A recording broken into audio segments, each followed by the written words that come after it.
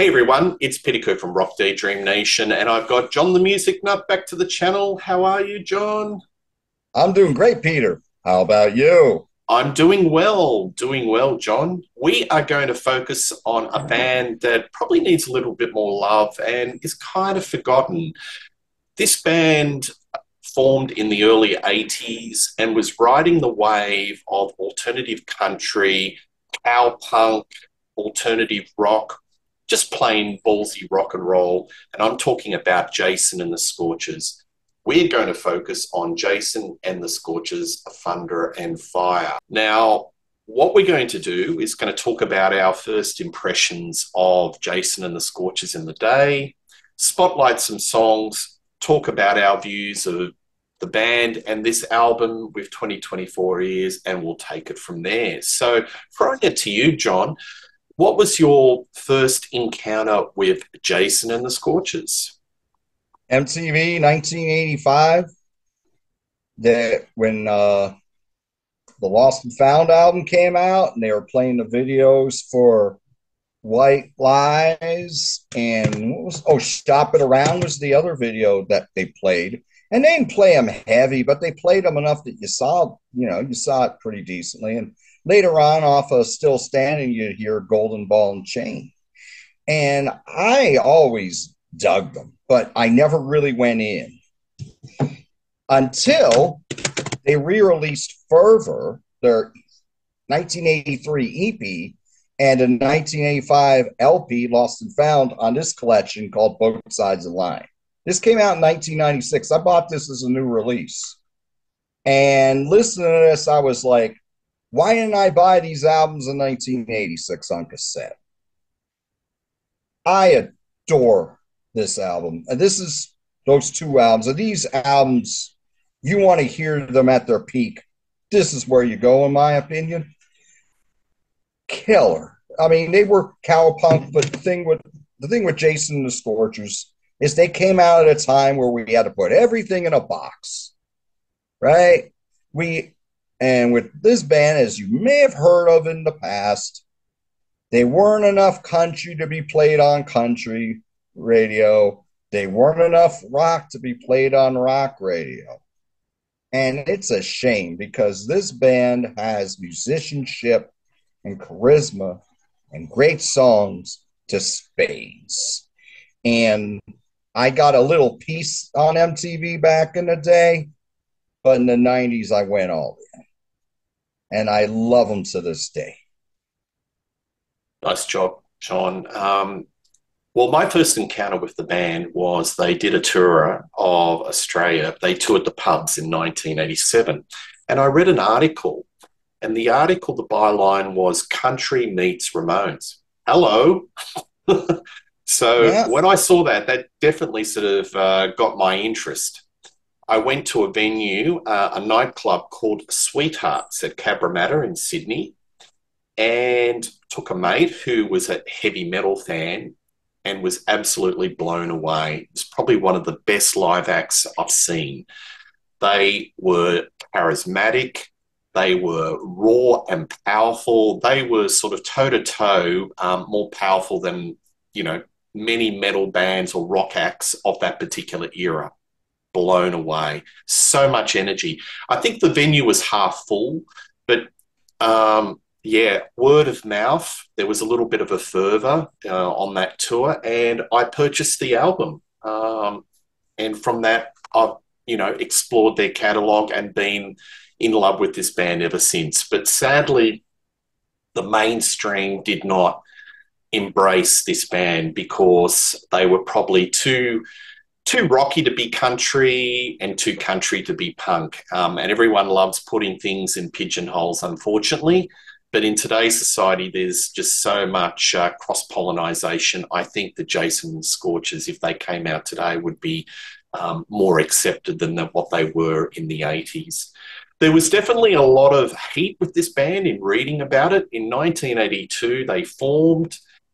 So Jason being Jason Ringenberg, and Warren E. Hodges. He's a bit of a guitar hero. They're the backbone of this band, and they got signed very early in the piece to EMI Records. So much heat around those first couple of releases. They scored some really big blue ticket supporting to bands like REM, The Replacements.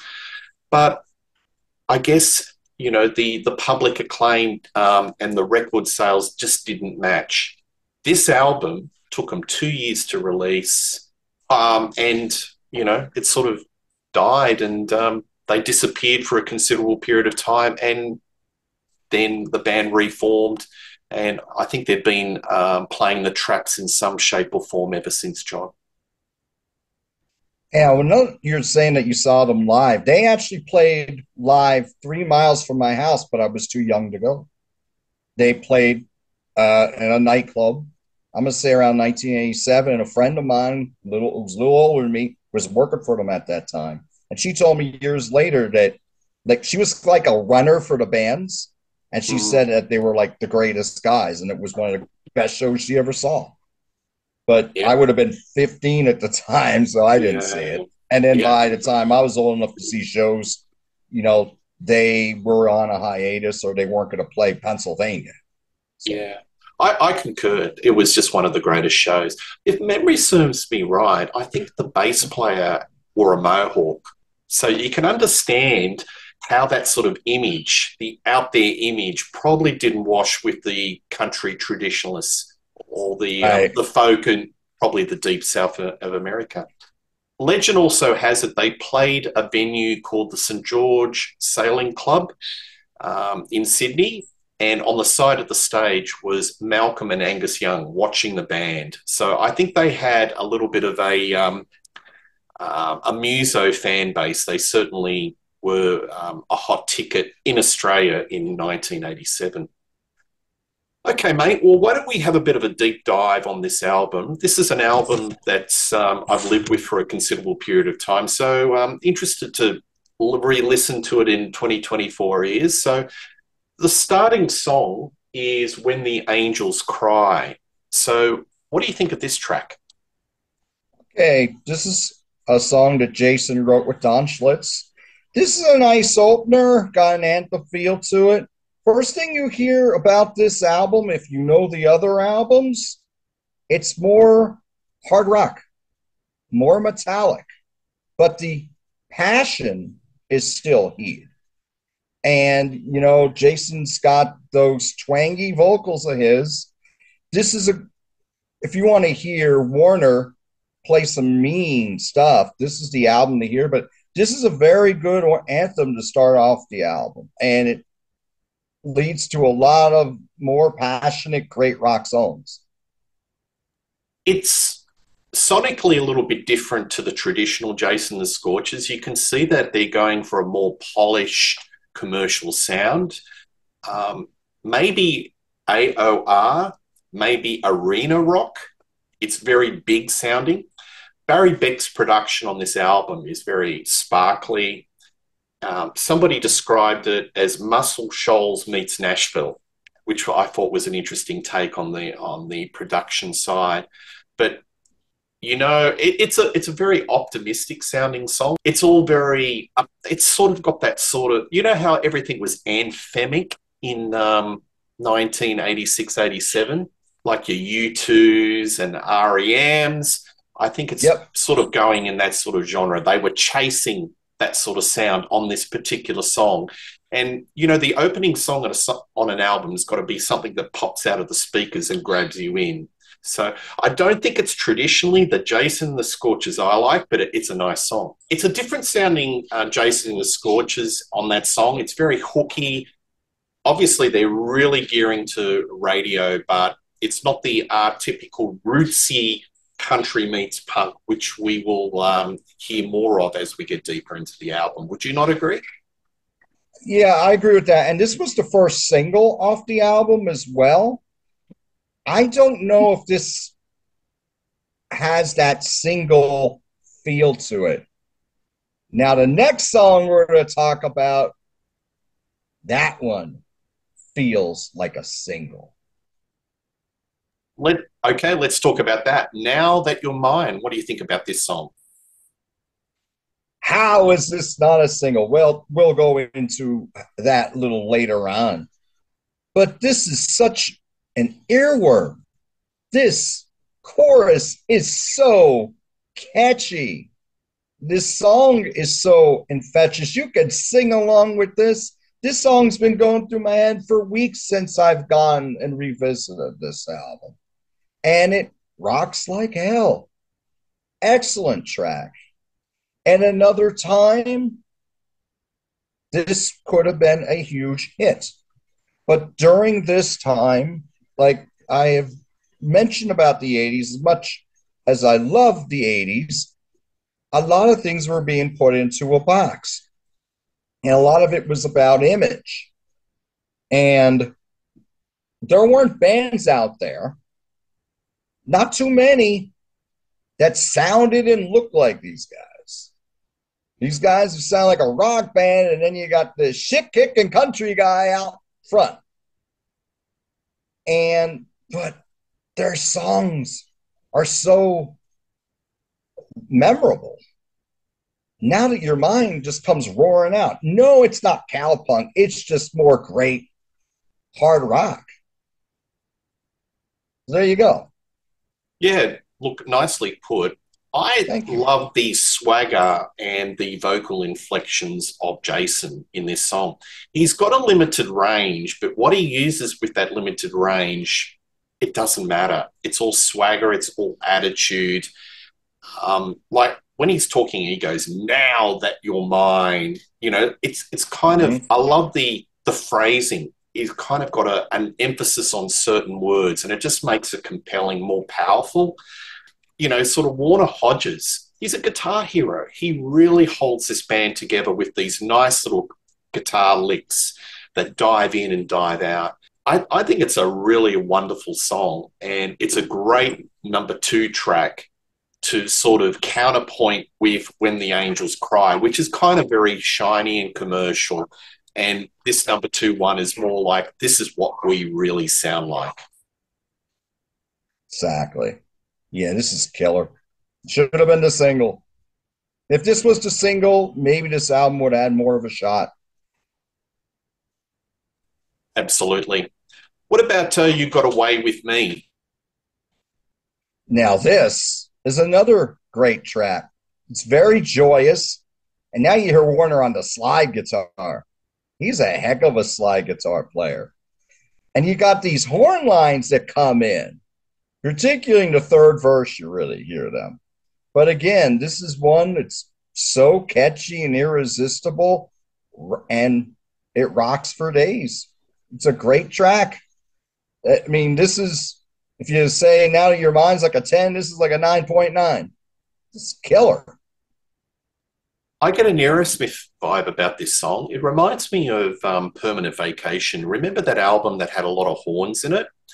And Ragdoll.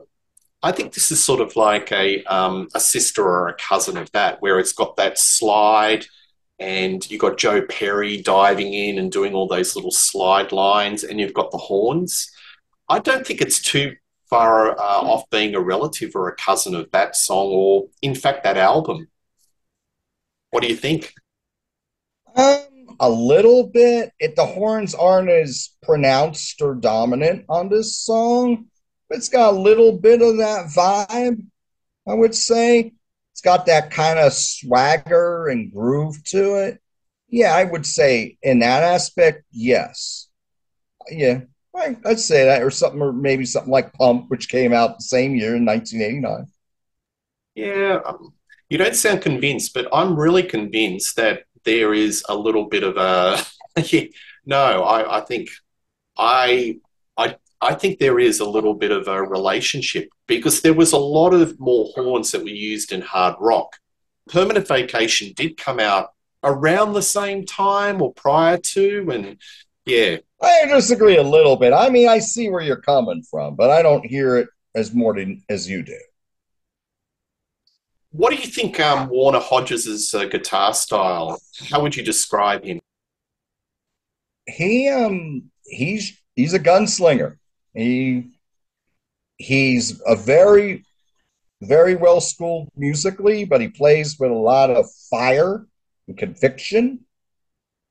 And when he needs to take a step back on the slower songs that are ballads or more country, excuse me, he adds the right amount of tasteful lines. He plays for the song, but at the same time, he gives those songs more of an edge with his playing. He's a wonderful player. And I have seen him live, but I saw him with Dan Baird and Homemade Sin. I had to think about that for a second. And yeah, kick-ass guitar player. Good dude. And very influenced by AC/DC. So obviously Mm-hmm. he's all the usual country sort of artists that he was influenced by, like your Johnny Cash's, etc., etc. But they've always said that AC/DC and some of the more white noise rock were a big part of their sonic template and Warner D. Hodges' playing style. So I think it's really an interesting sort of mixture. My Kingdom for a Car, which is a cover of by a guy named Phil. Folks, he was a protest singer here in the States. Hmm. Um, his version has a lot of passion to it as well. But what the thing about the Scorchers, which was so great about them, is they would scorcherize their covers. That's the word that I use because they would make these songs their own. If you ever listen to Absolutely Sweet Marie off of Fervor, which was Bob Dylan's song, you would never, the way they attack that song and approach it, you would never know that was Dylan's song. And if you hear Bob Dylan's song, it sounds a lot different. Same thing with the old country chestnut Lost Highway. Same thing with Take Me Home Country Roads, which they did on a Blazing Grace. John Denver made that a huge hit in the early 70s. They do the same thing here with My Kingdom for a Car. This is a kick-ass version of a song. It's very catchy, performed with a lot of passion and vigor. It's an excellent track here. Excellent.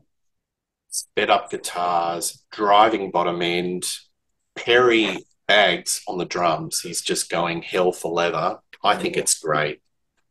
And I think Perry's drumming, he's like one of the MVPs on this band. And I agree. I was reading Jason on his website, and he was doing these reflections of the catalog.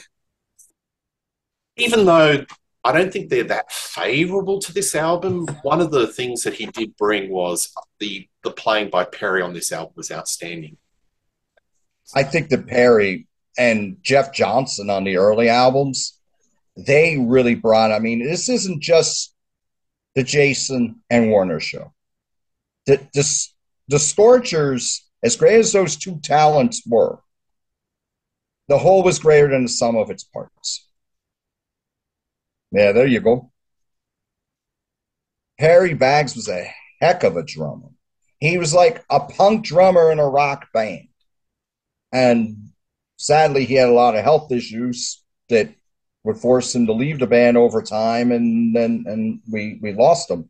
But when him and Jeff Johnson were together, they were a hell of a rhythm section. Yes, I love the dual guitar approach too.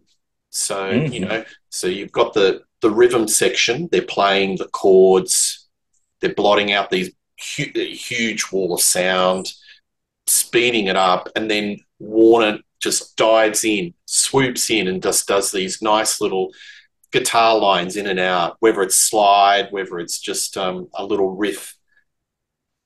The sum of the parts greater than the whole. And another thing to mention about this band, Andy York was in the band at this point, and he was bringing in a lot of guitar work as well. He was actually, and I just looked this up now, he's actually playing slide guitar on here too. And he was the one who played the dobro on some of these songs we're going to talk about later that have more of a country feel. Well, the next one is more of a country feel, and I think we should talk about it. And I've got this theory that how you rate an album, whether it's just good to very good or very good to great, is the deep tracks. So those songs in between the hits can make or break a a listener's enjoyment of an album. So Close Up the Road, it's probably a deeper track. It probably doesn't deserve to be a deeper track. It's much more of a country type feel. What do you think of this song? I like this song, but they've done songs like this better.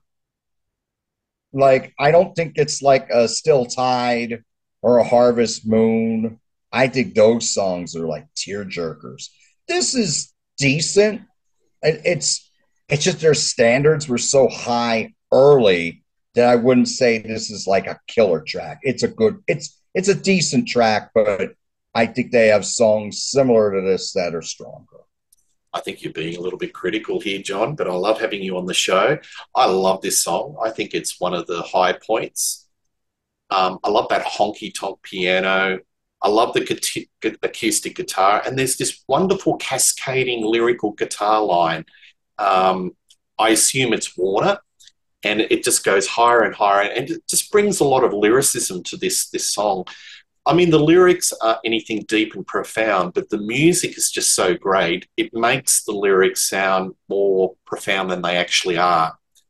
And I think the quieter moments on this album really shine in between the hard rockers and the ball, the ballsy sort of country rockers.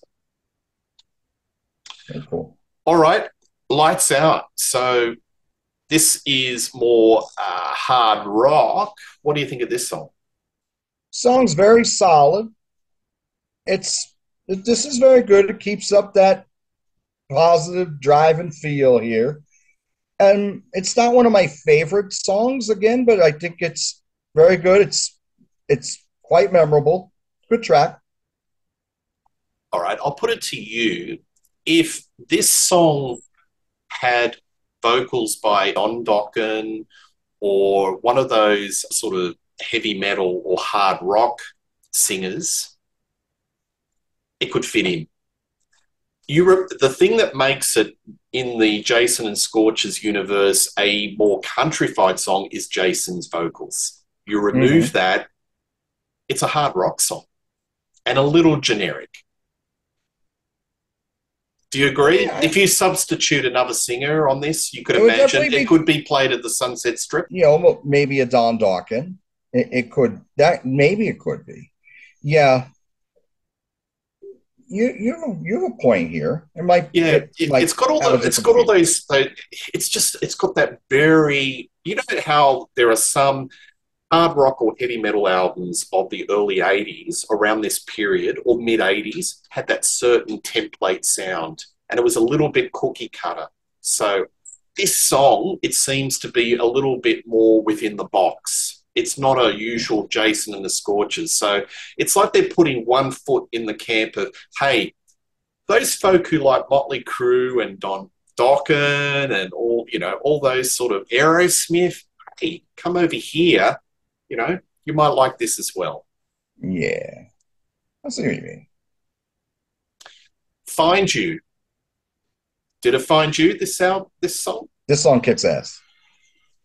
This was a single. This is infectious. The solos here from Warner are great. Another song out of time.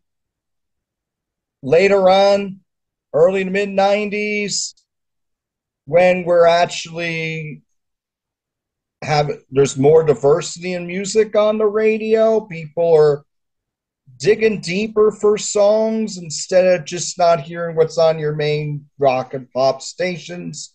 I think Find You gets a lot more love. This is a fantastic track. I could see why they picked this as a single. It kicks tail. It's great. It's got attitude. It's got cheek. It's got swagger. Again, Warner's guitar lines, they hold the whole song together, just diving and weaving. It's just wonderful. And great rhythm. Should have been a huge hit. Bible and a Gun. So this is where Jason collaborates with Steve Earle of Copperhead Road. What do you think of this song? This track is excellent. I've read that this is like a prelude to roots rock that's Correct. When you listen to these guitars, it sounds like IRS era REM, meaning the albums they put out on IRS from Murmur right through Documents. It's got that same kind of feel. It's my all these songs I'm saying, oh, they're so great. Bible and the Gun is the one that resonates with me the most. This is very what we would call now Americana. Excellent track. It's got an excellent chorus. There's little shades of drama in on this song that really bring you in. Great vocal performance from Jason. Everything about this song works. And Well, it's something I think somebody should cover if it hasn't been covered already. And so more people can discover how great the song is. so I love that song. It's tuneful, it's compelling, it's storytelling, and it's just a nice slice of Americana. Maybe the album needed more of those sort of songs. I don't know. It, I don't know if it would have helped because this still wasn't getting played too much outside REM and a few other bands. I yeah, I think the hiatus really hurt these guys. I saw this tour in 1987 and I have it in my head. I didn't even look. I just assumed it was 1987 that the album came out. So I just have it in my memory. I got this album after the tour, which occurred in '87. They're probably pushing the Still Standing album at that point, which was their most successful album here in the Mm, States. But it didn't really take them, more people knew about them, but it didn't really take them to the next level. yeah.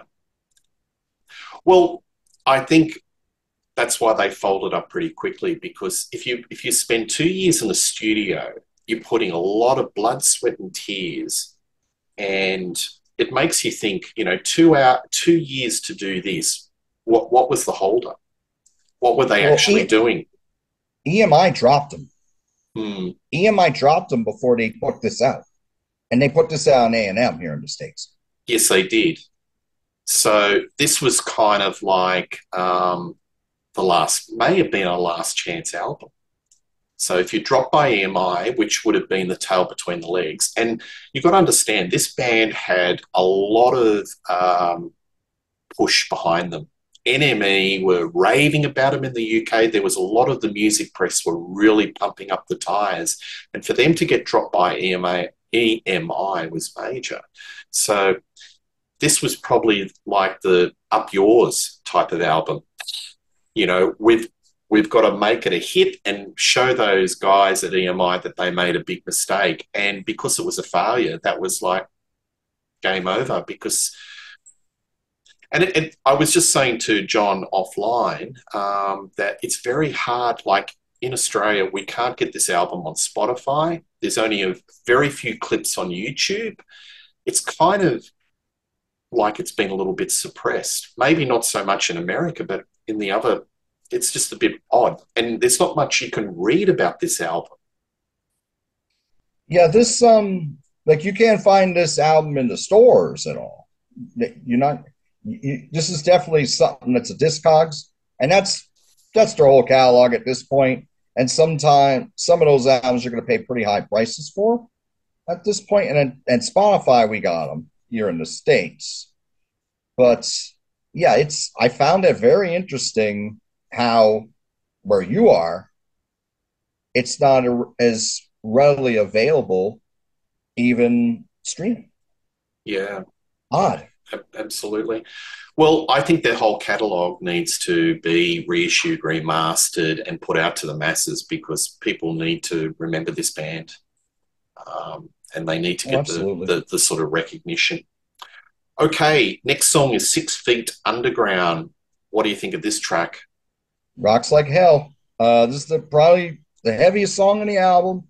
You got a lot of great call and response between Jason's vocals and Warner's guitar lines here. His solo on here absolutely kills. The the rhythm section shines on here. Great, another great rip roaring rocking tune.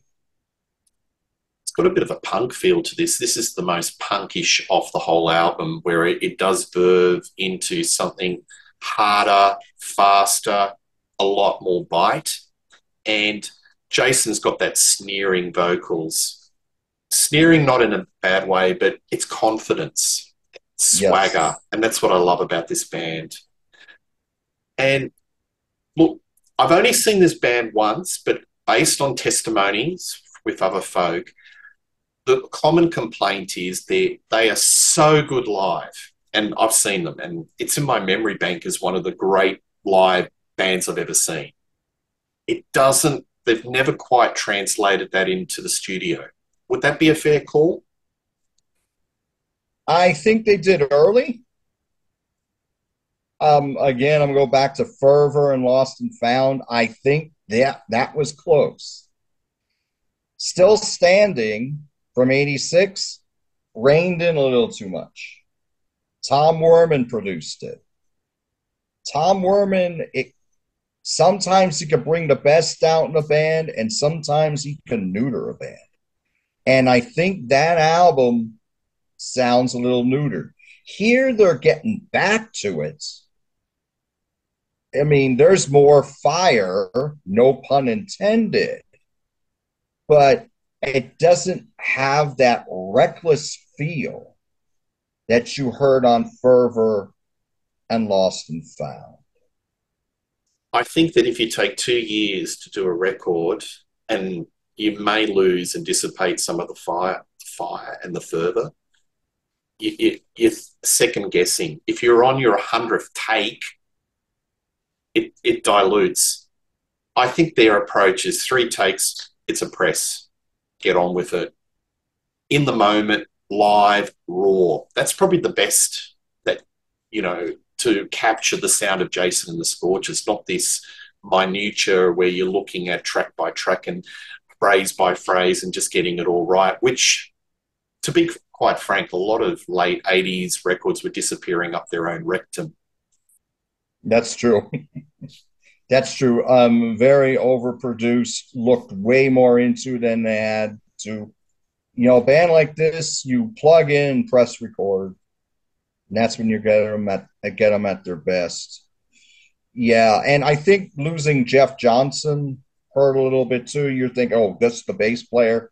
He was a very busy bass player, and the bass lines here don't really jump out at you like they did on those early albums that Jeff did. Perry's Yeah, still playing with a lot of fire, but you needed Jerry and you yeah. needed Perry and Jeff together. I mean, Ken Fox, it's competent. He keeps the bottom in, it drives it along. He's just doing more rudimentary passing notes, just with the drumming. I don't think it's that bad. He's good, Yeah, but he doesn't stand out either.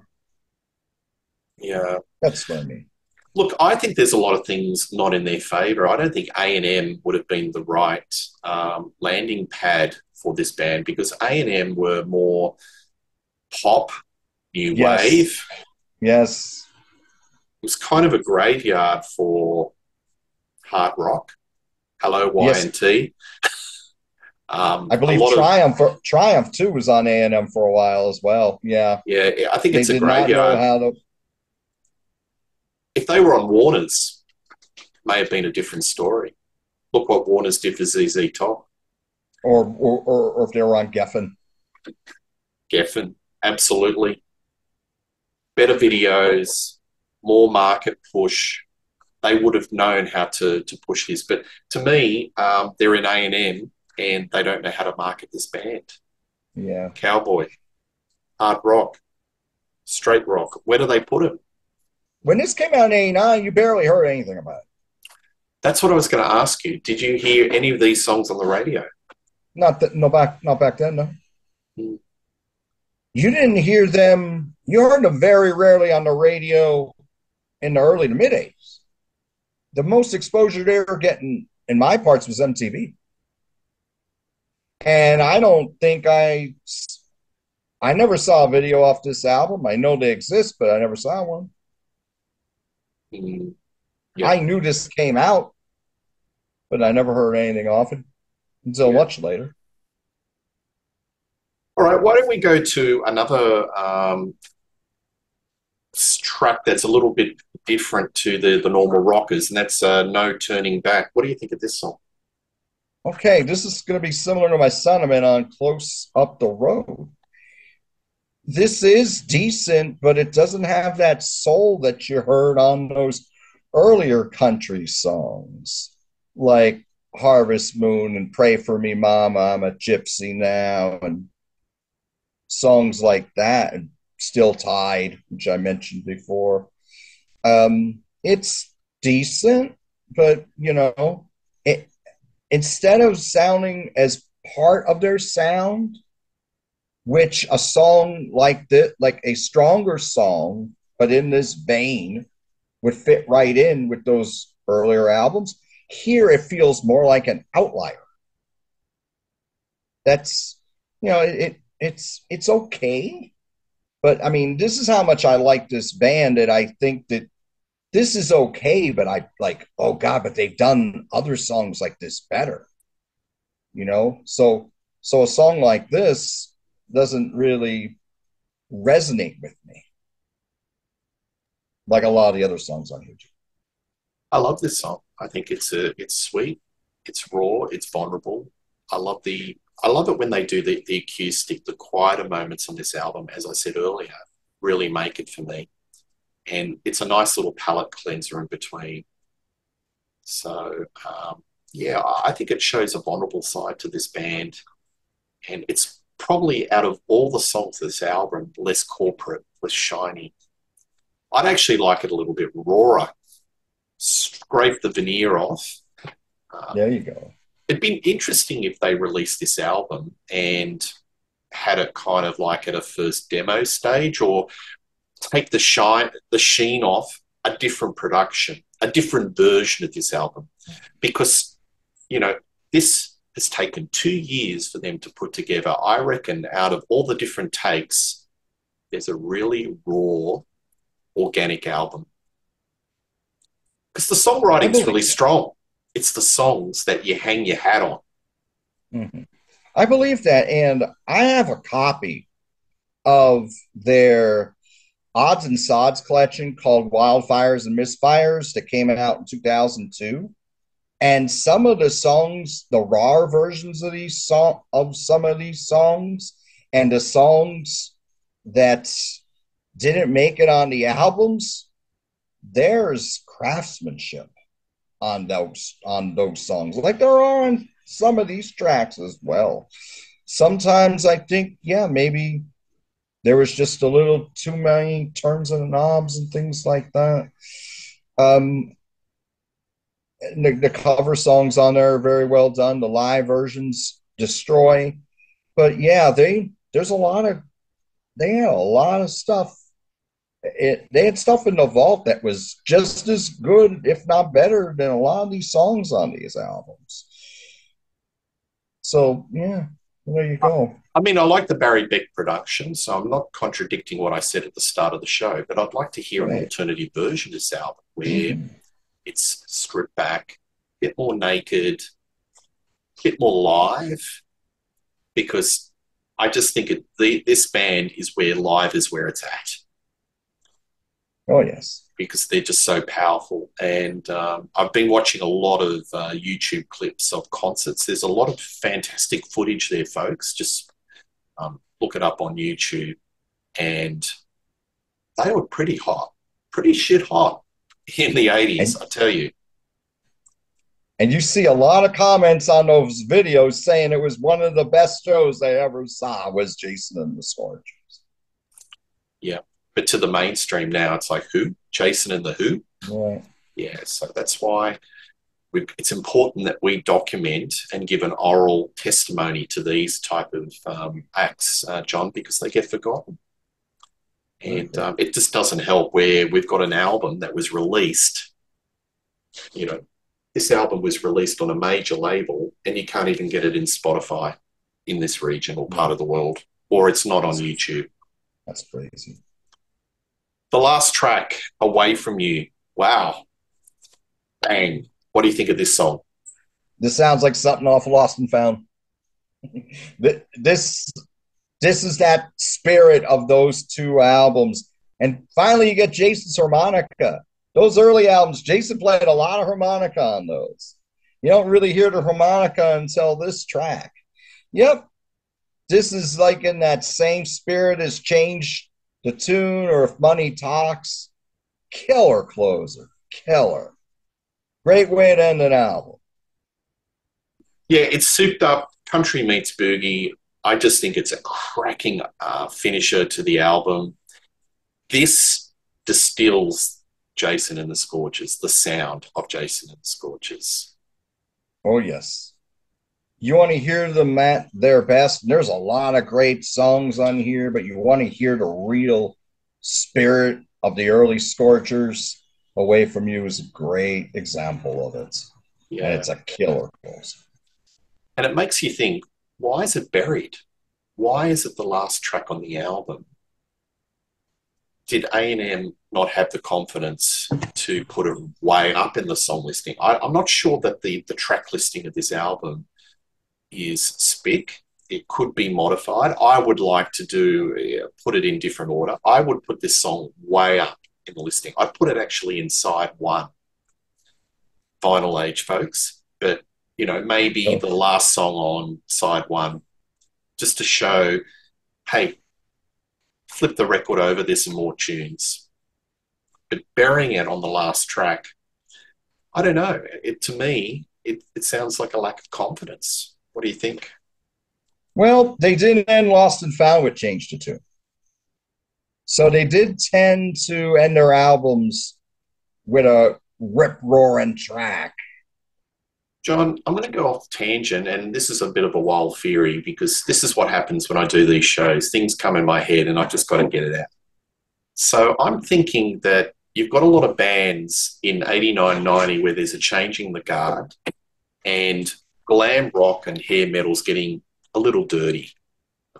It's getting a little bit losing a lot of the influences of these bands are getting like Stonesy or Roots or Americana, maybe early Aerosmith, less glammy than your Don Dokkens and your Motley Crues and your Rats. I'm talking about LA Guns. I'm talking about Guns N' Roses because Guns N' Roses is a potpourri of punk, Stones, Aerosmith. It's a whole lot of genres. I could easily see that this band could have supported Guns N' Roses. Yeah, look, they come on support. They may have had a few beer bottles thrown at them, but I reckon this band would have won them over and got an audience, therefore equating into record sales. I don't think it would be a mismatch to put a band like this with a band like Guns N' Roses or that dirty, that dirty heavy metal. I think things in the States at that time were too homogenized. And I would have been at that show and I would have been all into it. And there wouldn't have been too many other people because they wanted more things in a box. And they wanted, and at that time, Appetite was still hot. And GNR Lies was out as well. And I think a few people would have been really into it, people who know their stuff, and not pat myself on the back or anything. But a lot of people back then, they would have been better off opening for the Pixies, who were a college band here. But their fans would have been more receptive to what Jason the Scorchers were doing, even if it was had more country to it. I don't think it would have worked with Guns N' Roses. They would have had to have somebody similar to them in order for. And another thing about bands that were really huge there at that time, they were really dedicated to that headliner, where you could get some great opener and the fans would still shit all over the show. I saw Queensryche open for Metallica. Queensryche were pushing Operation Mindcrime. Metallica were pushing Injustice for All. The crowd was booing the shit out of Queensryche, even though they were outstanding that night. They wanted Metallica and they didn't want anything else. And I think if you put Jason the Scorchers with Guns N' Roses, I think you would have had something. You probably would have had something even more abrasive at Yeah, that time. I disagree. I think Queensryche is too much of a clash with Metallica. That's like Apple, that's kind of almost a polar opposites. I think this band is more in the wheelhouse. And I was thinking as you were talking, I was thinking, is it the image? Is it because they wear That's part of it too. cowboy gear? But how many hard rock and heavy metal bands had cowboy hats on and trying to bring into the mysticism of the Americana and wearing the cowboy gear? It's sort of like it's in the orbit. So I cannot see this band supporting the Pixies and winning the Pixies crowd. The Pixies crowd are kind of college students, very studious, and it would have been washed over their head.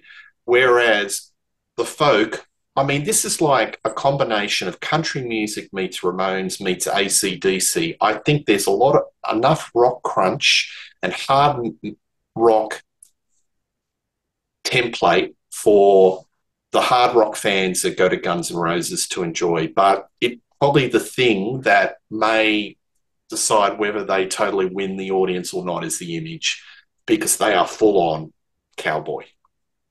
But They maybe would, the music takes over. okay, I'll give you this. They would have been better open for REM. They did. And how did that go? Yeah, it didn't translate to record sales. Because I That we don't know. I think the REM fans were the Paisley wearing the nickel picker boots, with the stovepipe jeans and the Some nickel of them, picker yeah, but boots. some of them are Yeah. really worldly and want to listen to a wide range of music. Back then, Mm, hard rock and metal, more often than not, those fans, I'm not saying they were always like that, but a lot of them were like, they want something in their lane. We don't want something that's a little bit different. That's how it was back in 1989. By 1990, the early 90s, mid 90s, things were opening up. People were listening to a wide range of music. No, actually, I should say this. There were some people by 89 listening to a variety of music, but it was still very underground. It it that kind those kind of fans, there were more of them as the 90s went on.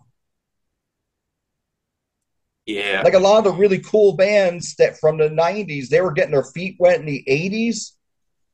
I mean, they were even running into some issues early on before they broke through. But I yeah. think like heavy metal and hard rock, like could you see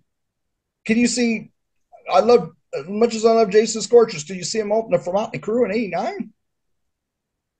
Not Motley Crue, because I think Motley Crue were more attuned to the old school of the Sunset Strip bands or the glam rock That's part, bands. So yeah, I can't allow see that. that. But I'm telling you, I took a mate of mine who was a Venom, Slayer loving Metallica AC/DC fan.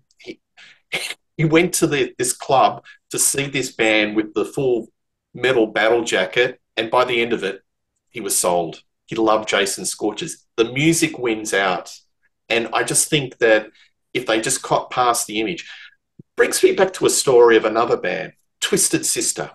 Now, Twisted Sister, we know what they look like, very strong imagery. And they were playing some, I think it might have been Reading Festival or one of those festivals in England, who was headlined Okay. by Motorhead. Lemmy came out and said, "You fuckers, you better like Twisted Sister. This is one of the best bands that you'll ever hear, blah, blah, blah, blah, blah." They came on, and people were looking at each other and going, well, Lemmy's just given them an endorsement, and the music won them over. Even though the image, if Lemmy didn't give that sort of endorsement, they probably would have had bottles thrown them and left, right, and center. So what I'm saying is maybe like you've got allegedly, AC/DC were kind of closet fans of this band. There were a lot of really high industry folk in the hard rock scene. They really grooved on this band. Maybe they just needed one stamp of endorsement and tour of Guns N' Roses, and then the rest would have been a different trajectory. I just The don't think it's. musicians know. The musicians know because they're intelligent. They know. Mm, They know great music when they hear it. And here's another thing with England. Okay, in England, okay, part of that's Lemmy, and part of that is they're more willing to give something different a chance than we were in the States back then. yeah, not They well. Twisted That's a, Sister broke in England before they broke in the States, and they're from New York. yeah. How many hits did all these legendary bands that we love today, but they weren't really popular during their time? How many hits did they have in England? In England, the Smiths were huge in England. Here, they're a very popular cult band, but in back in the '80s, they were having hit singles. If you go back, you mean Slade. I mean, Slade's best known in this country for "Come On Feel the Noise," which was covered by Quiet Riot, a band from LA. But they had all these hits in England. England was more Mm, receptive to something a little different. And they were also more receptive to bands from their own country as well. Let's not forget that. But if something was a little different, they would be more receptive. The Stray Cats were from New York City, but they were bigger. They broke through in England before they broke through in the States. The States, they couldn't get arrested. Then they had hits in England. Then they got popular here with an album which was a compilation of their first two. yeah. Well, I'm steadfast in my view that if they got a tour with Guns N' Roses, I think it would have been in the wheelhouse and they would have got an audience. So it's just over the initial shock. Maybe they needed to put up chicken wire, like in that scene in the Blues Brothers. Okay. And three songs in, I think they would have won over the crowd because they play fast and furious, dare I say, even heavier brand of rock and roll than Guns N' Roses, and would have won the And they're crowd better in over. Guns N' Roses, my opinion. And I like Guns N' Roses. I love Mm, their first album. But yeah, definitely better live. I've seen Guns N' Roses a few times, so I'll put Jason and the Scorchers against them. I Maybe believe that's a that. I saw them yeah, once, and they walked out halfway during the show, mm, and they opened for yeah, Aerosmith. Aerosmith were awesome, but yeah. we're going way back. This was on the it would have been on the Appetite album, actually. Appetite There's Records. another band, John the Music Nut, Aerosmith, another great combination.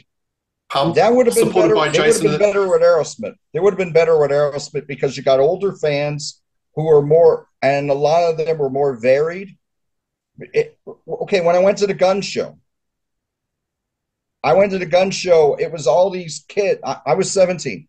There was all these kids going up to the front of the stage. They wanted guns. They only wanted guns. They're passing out left and right. When Aeros when Aerosmith came on, you saw these people in their 20s and 30s taking their time, walking up front. You talking to these people, they've been around, they've lived, they know their music. Mm, They would have been more oh yeah, they would have been more receptive to Jason the Scorchers. You might have a few weird looks, but you have, well, for a country band, they really kick ass. You yeah, would have got a yeah. lot of that. Well, you know why I'm this with you on little Aerosmith. this little debate just proves that this is the problem that a lot of record folk had with this band because we're all arguing what slot do they belong? And Right. so imagine you're given a budget and you're going to put them on tour. You see record company funds, you're going to subsidize them, put them on tour, and we're sitting at opposite ends of the table, and you're going, "Oh, put them with REM," and I go, "No, I'm thumping the table. Put them on with Guns N' Roses and Aerosmith." So you can Yeah. sort of imagine this is the sort of dilemma this band had because It's their true. their music doesn't fit purely in a square peg category, does it? There's a little bit of fringes of it, but yeah, I'm steadfast in my views. I think Guns N' Roses and Aerosmith, If they got on that tour, um, they could have been superstar status. I wish I could agree, but I fully respect your opinion. But I would have loved to have seen. I wish there were a lot more Jason the Scorchers fans out there.